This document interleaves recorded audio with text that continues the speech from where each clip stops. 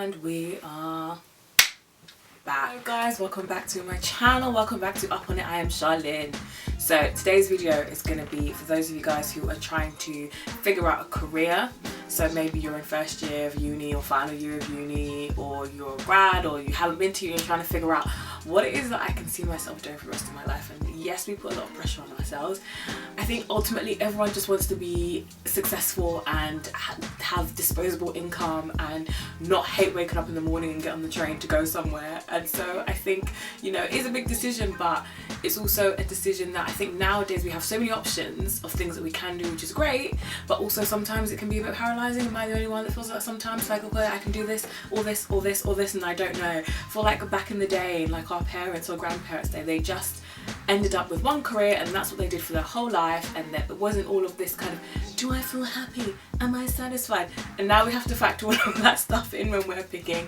And so options are great, but we've got to find a way to kind of streamline that so that it makes sense for us and we are utilizing our skills and continually building our skills and fitting it into a career that makes sense, or even careers that do make sense for a long period of time and over our lifetime as well. So that's what today's video is going to be about, and I hope it really helps you guys. So it's not necessarily that I'm going to be giving you a formula, it's more so hopefully questions or things that can help you trigger so that you can start thinking about this a little bit more. If you are panicking, if you are feeling overwhelmed, if you are feeling forced to pick a certain career that maybe you don't want to do, if you are feeling like you actually don't have anything that you're that interested in, hopefully these kind of steps will help you narrow that down a little bit more. So the first thing I would say is for you to ensure that you list everything that you hate. A little bit unconventional, but I find sometimes when I'm not sure what I like, I figure out first what I don't like.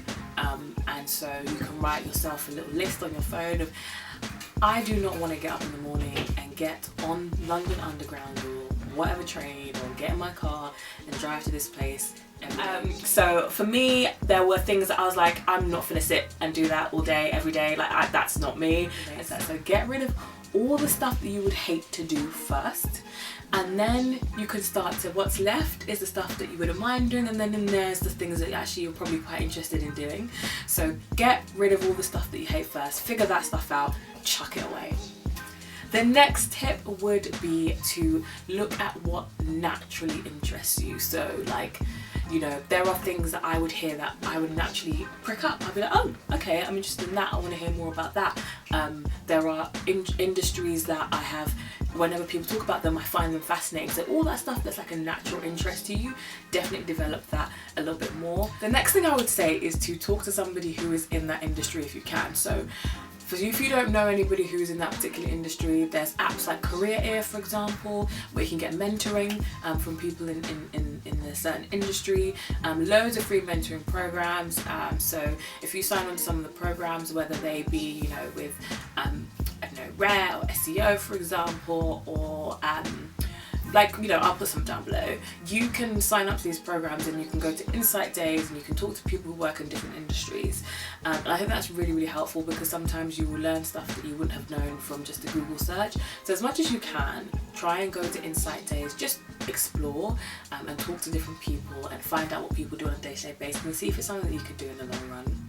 The next thing I would say is to just build your skill set. So when I was growing up, we were told a lot from, you know, parents or aunties or uncles or at school that you just focused on your education and then your education would lead you to a career. I believe that, but you also have to nowadays focus on skill sets. So now more than ever, it's not really about a one life career. It's more about what skills you have and how you can fit them to careers over your lifetime. So I think on average now for people my age, because I'm very young and below, I think we're going to go through about 3 to 5 different types of careers, which sounds extreme, but even if I think about it, the industries that I've been in since I started working, since I left university over the past few years, all 3 of the jobs that I've had have been completely different.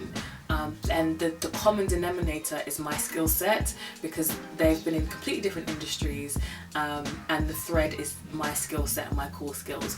So I think it's really important for you to develop your core skill set. If you don't know what your core skills are, explore, like literally try different things, join different clubs, join different societies, do crazy wild things, things outside of your comfort zone, to see what it is that kind of sparks joy and makes you feel like, you know, oh, I'm actually good at this, I actually have a skill set here, this is something that I can actually contribute, I have capabilities here, this, you know, this is my natural ability, or, you know, whatever. Just try different things, because that will build up your skills. There are things that I had no idea that I was somebody who could edit, you know, videos, or, you know, film, or like all that kind of stuff. I didn't know that I could do that until I tried it, and I was like, well, okay, you know, I'm not saying I'm a pro, but it's something that I learned that I can do quite easily. And so, you know, you have to try different things, and that will build up your skill set, and more so than ever, you want to make sure that you have a solid skill set that is transferable.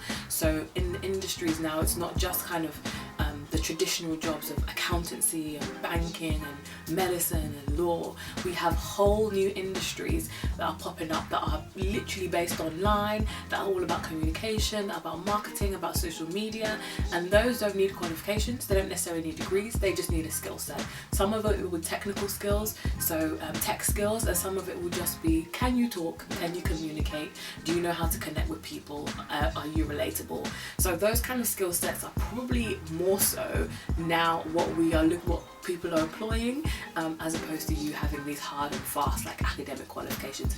Education is important. I'm not saying don't go to school, go to school, please get your qualifications, because it's always going to be important, but alongside that, you want your hard education, but you also want these transferable skills that you can fit into loads of different types of industries.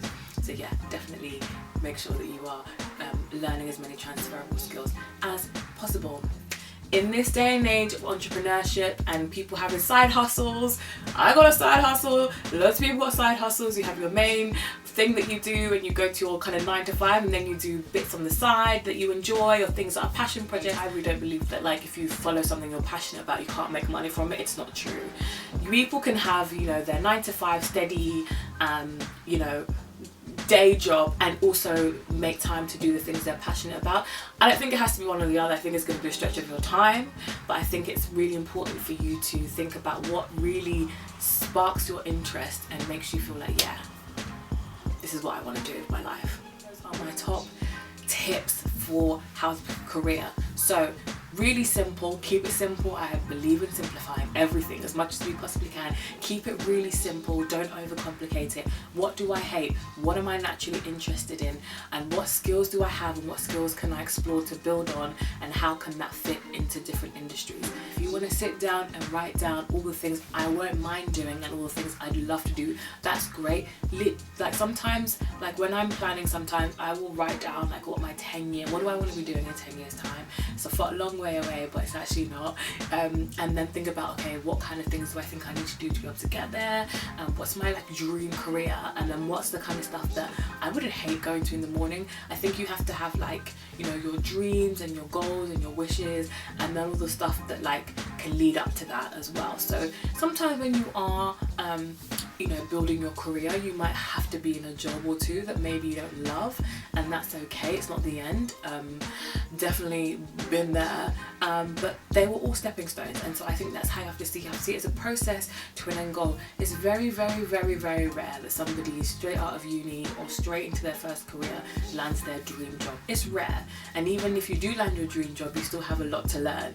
And so I think you have to, more than anything, be okay with like being in a process of learning as you're going ahead. So I think that's really important, that mindset thing of like brick by brick. I say this all the time, and you know, trusting the process. So whatever career you end up in, you're always going to have to learn, but I think if you have some core skills, if you have a great kind of growth mindset, and like a willingness to learn, and the willingness to you know, continually challenge yourself, I think you'll be fine. So yeah, take the pressure off, guys, and don't let anyone force you to do anything you don't want to do.